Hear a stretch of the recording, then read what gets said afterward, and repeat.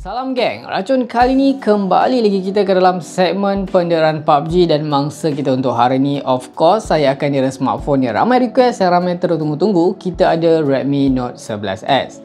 Redmi Note 11S ni dikuasakan dengan chipset MediaTek Helio G96. So, adakah power kan? Perform tak perform? Macam mana dari segi grafik? Ada isu multitouch ke? Ghost touch ke kan? So, macam mana? So, kalau korang dah tak sabar nak tahu, jom kita mulakan pendedaran PUBG non-stop sekarang.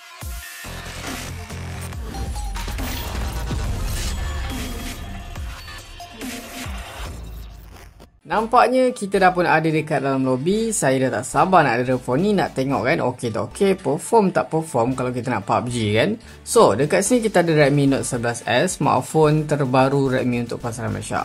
Sebelum kita start ni, saya akan teruskan tengok dulu setting kewajipan. Saya akan mulakan dengan tengok dulu segala recent app. So dekat sini just tinggal PUBG Mobile sajalah untuk dapatkan performance yang lebih baik, lebih lancar. Anyway, kalau korang tertanya, unit yang ada dekat tangan saya sekarang ni version yang 8GB RAM.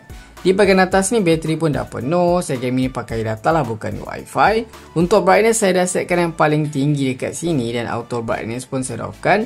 Untuk setting-setting lain ni yang mana tak guna tu saya dah offkan lah. Anyway, untuk keterangan screen phone ni pun cukup terang, boleh cecah sampai 1000 nits dan dia juga pakai panel AMOLED yang cantik lah, sedap lah untuk gaming, untuk live movie. Untuk refresh rate pula support 90Hz. Dan satu hal lagi kan, before ni saya ingatkan yang 360Hz touch sampling rate tu ada juga untuk Redmi Note 11 dan juga 11S. Rupanya untuk yang Redmi Note 11 dan juga 11S ni kan, dia support 180Hz saja. 360Hz touch sampling rate hanya ada dekat version 6 Pro tau. Okey, tak apa. So out of the box kan, untuk Redmi Note 11S ni kan didatangkan dengan skin MIUI 13 yang terbaru. Apa yang baru dekat sini saya perasan, kalau korang masuk di bahagian game turbo, dia punya skin ni kan, dia punya UI interface ni nampak lebih fresh lah, nampak lebih baru. Tapi untuk features yang ada dekat dalam ni masih sama macam before ni jugalah, macam korang nampak. Dia ada voice changer, ada timer kan, lepas tu ada FPS counter, do not disturb. Tapi saya perasan dekat sini, korang boleh tukar mode dia tak, sama ada korang nak pilih yang performance ataupun korang nak pilih yang balance. Okey, dah tekan. So kalau korang tekan performance, nanti dia macam lebih cepat drain bateri dan katanya akan lebih panas. Kita akan tengok nanti macam mana. So macam mana pula dari segi grafik? Macam yang korang tahu kan, kalau Redmi Note 10S before ni dia pakai Helio G95, dia boleh support grafik sampai Smooth Extreme 60fps. So, kalau phone ni kan dipakai chipset yang lebih baru, yang lebih upgrade katanya, Helio G96, macam mana pula dari segi grafik? Adakah support macam yang before ni tu, Smooth Extreme? So, kita tengok sekarang. Sayang sekali lagi yang dekat sini kan, even dia pakai chip yang boleh kata lebih up sikit lah berbanding Redmi Note 10S, tapi untuk highest grafik dia macam korang nampak, max boleh dapat dekat sini kan, HD high saja.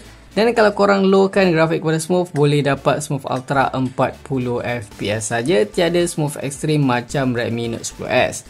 So tak apalah, saya akan pakai setting ni lah untuk dapat performance yang lebih lancar. Disebabkan untuk phone ni dia just support grafik yang macam gini saja. So dalam gaming test ni saya just nak gaming lebih kurang dalam 2 jam macam tu. 1 jam saya akan gaming onkan aircon, pakai setting yang sama, dan 1 jam lagi tu saya akan offkan aircon dan pakai setting yang sama juga. Kita akan tengoklah macam mana performance dia kan. Untuk bateri phone ni dibekalkan 5000 mAh lah. So kalau kita gaming PUBG non-stop ni kan, boleh support sampai 5-6 jam. So saya tak buat lah 5-6 jam sebab grafik dia ni macam tak berapa nak tinggi. Saya just nak tengok macam mana performance dia. Kita akan tengok sama-sama. So kalau korang dah ready, korang dah bersedia sekarang, kita akan cabut dulu port USB-C di bahagian bawah. Dan kita akan start timer dan kita akan start game sekarang. Nampaknya kita dah pun ada dekat dalam spawn island. So far just nice, dia masuk agak laju dan tak mengalami sebarang isu stuttering ataupun lagging. Untuk features extra yang ada dekat phone ni kan, apa yang special, first kali dia support stereo speaker dan of course dia juga ada lubang audio jack lah di bahagian atas ni kalau korang nak pakai earphone. Yang saya pelik tu kan, phone yang macam mid range yang biasa-biasa ada je audio jack, tapi bila sampai dekat phone yang flagship dah tak ada, dah buang lah kan. Tapi tak apalah, nak buat macam mana kan. Next, apa lagi yang ada dekat phone ni, dia juga support, dia juga dibekalkan dengan liquid cooling. So nanti kita tengoklah macam mana liquid cooling dia tu okey tak okey, bekerja dengan baik tidak kan. So far untuk touch macam okey. Lepas ni kita akan try speaker dia stereo dia macam mana. Saya akan setkan yang paling tinggi. Kejap lagi korang boleh dengar sini macam mana bunyi dia. Kita layan member dulu. Kita dah pun akan landing dekat area military. So far landing just ni, sampai ada enemy pula, mati dia. Lari dulu, cari weapon dulu. So far button dia memang sangat-sangat respons bila korang tekan tu agak laju. Untuk gyro memang tak ada masalah, macam korang nampak memang accurate. Lagi-lagi kan, phone ni boleh kata agak ringan lah, berat dia sekitar 179 gram. So korang nak main gyro tu memang sedap lah, tak lenguh kan. Phone pun nipis body dia. So tak apa, kita akan try tengok dulu macam mana. Kalau saya jumpa sebarang isu nanti, saya akan inform kat korang sekejap lagi. So far just nice, tak ada masalah.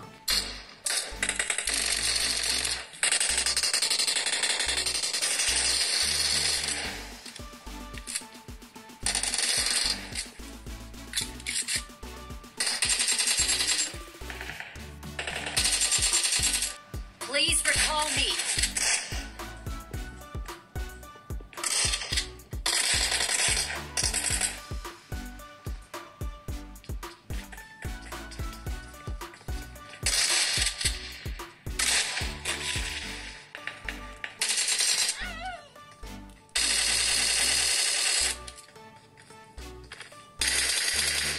So far untuk 30 minit awal ni kan, sepanjang saya main ni memang saya terasa sangat best lah. Memang lancar gila, dia punya prestasi pun sedap kan. Dia punya bacaan FPS pun macam korang nampak lah, dia boleh maintain 40 FPS.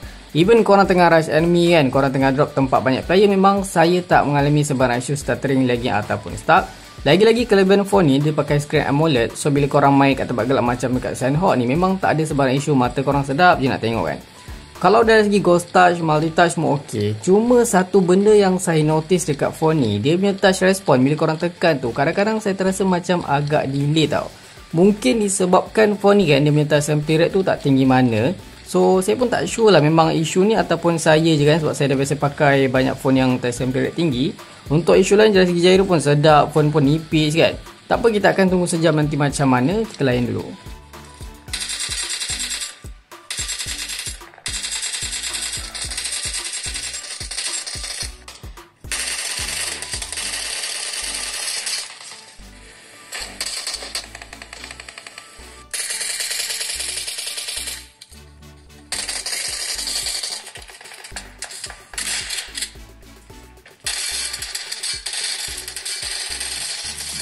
Alright, so kita dah pun PUBG lebih kurang 1 jam tanpa henti dalam keadaan aircon terpasang, dan kita masih menggunakan setting grafik yang sama lah, Smooth Ultra 40fps.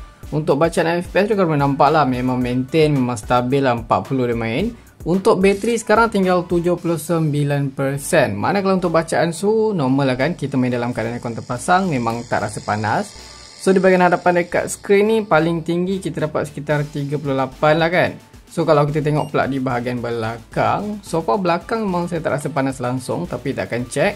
So dekat sini dia main sekitar 36, 37 macam tu je lah kan, tak ada masalah langsung dekat situ, ok sahaja. Ok, so kalau bercakap pula dari segi prestasi dekat sini, sepanjang saya main dalam 1 jam ni kan, memang saya tak mengalami sebarang isu tau.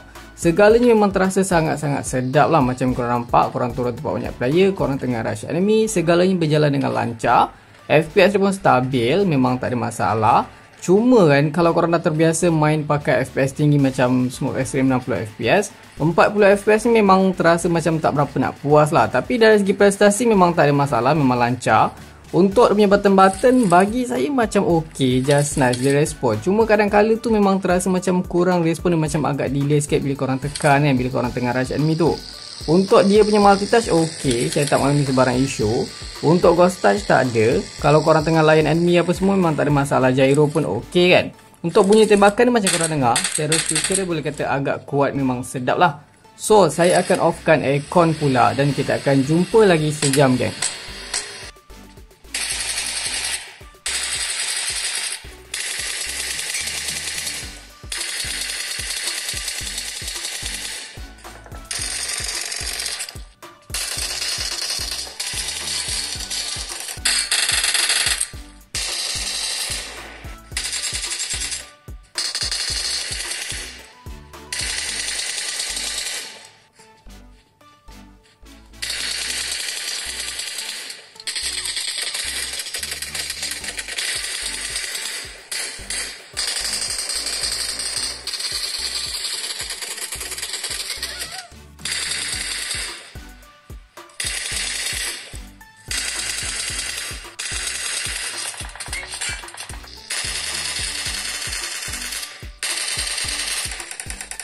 Finally, kita dah pun berjaya PUBG non-stop lebih kurang 2 jam 7 minit. Yang mana sekarang ni saya PUBG dalam keadaan aircon saya dah pun off kan. Untuk bateri tinggal 54% untuk bacaan suhu paling tinggi kita akan cuba tengok. Yang mana biasanya dia akan lebih panas di bahagian atas dekat kamera. So dekat sini macam yang korang nampak, paling tinggi boleh cecah sampai 44 darjah Celsius, which is bagi saya untuk grafik yang kita pakai ni, Smooth Ultra 40fps ni agak panas lah untuk phone ni kan. Mungkin sebab kita pasang tadi mode performance, tapi tak apa. Kalau dari segi prestasi dekat sini, apa yang menariknya sepanjang gameplay ni memang saya terasa sangat-sangat awesome lah. Saya boleh puji sebab tak ada mengalami sebarang isu lagging, stuttering ataupun stuck. Even korang turun tempat banyak player ataupun korang drop ke korang tengah rush enemy, memang tak ada masalah. Kalau korang tengok dekat bacaan FPS pun boleh kata sangat-sangat stabil lah. Boleh pergi sampai 40, memang stabil. Cuma dekat sini saya ada mengalami beberapa isu yang saya akan inform ke korang. Pertama sekali, kalau korang tengok sekarang ni kan, untuk demi multitouch memang ok, tak ada isu. Tapi saya hadapi tadi, once saya tengah rush enemy ataupun berdepan dengan enemy ke, satu squad ke, ramai-ramai ke kan, memang saya terasa macam multitouch dia agak problem. Kadang-kadang macam agak sangkut tiba-tiba. Tapi untuk ghost touch tak adalah, ok lah part tu.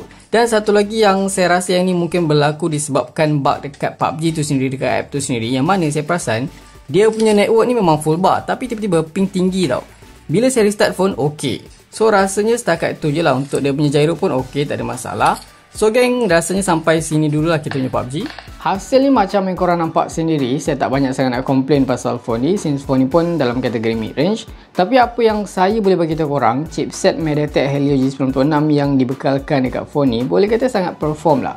Setakat ni memang saya tak jumpa dalam 2 jam lebih saya gaming ni, saya tak jumpa sebarang isu stuttering lagi ataupun stuck. Dari segi prestasi memang tip-top. Dia punya FPS pun boleh kata sangat stabil. Cuma isu lain dari segi dia punya touch tu lah. Macam korang nampak tadi kan, dia punya touch tak berapa nak respon sangat. Lepas tu ada isu multi-touch. Kalau korang dah terbiasa PUBG guna frame rate ataupun FPS yang tinggi, rasanya macam tak puas lah PUBG guna phone ni. Lagipun ni phone mid-range, rasanya memang macam tu je lah. So, rasanya itu saja video kita untuk kali ni. Kalau korang ada apa nak komen, korang boleh komen sekarang. Kalau korang suka video ni, jangan lupa tinggalkan like, share, komen dan subscribe. Itu saja Racun kali ni. Jumpa lagi di racun-racun seterusnya. Assalamualaikum.